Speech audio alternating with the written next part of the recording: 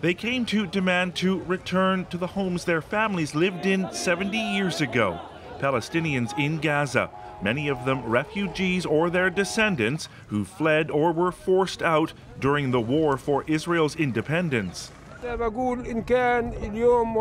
Whether it's today, tomorrow, or after tomorrow, we will go back to Palestine, he says. This demonstration is called the Great March for Return, a protest against Israel's more than decade-long blockade of the Gaza Strip, and a demand for the Palestinian right of return to the lands that became Israel 7 decades ago. The march began as Palestinians marked Land Day to commemorate the 6 Arab Israelis killed by Israel during protests against land expropriation in 1976.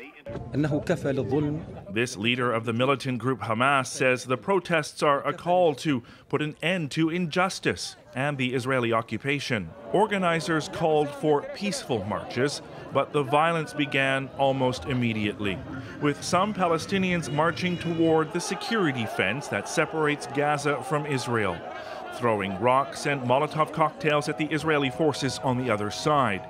They responded with drones firing tear gas, while soldiers used rubber bullets and live ammunition.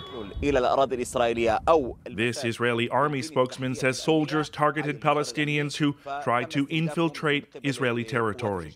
The funerals for some of those killed today in Gaza took place almost immediately. Now, some Israeli human rights groups are demanding an investigation, asking why Israel's army took aim at what they say were unarmed protesters. There were also demonstrations in the Israeli-occupied West Bank today as well. And organizers are now calling for wide-scale Palestinian protests for the next 6 weeks. Derek Stoffel, CBC News, Tel Aviv.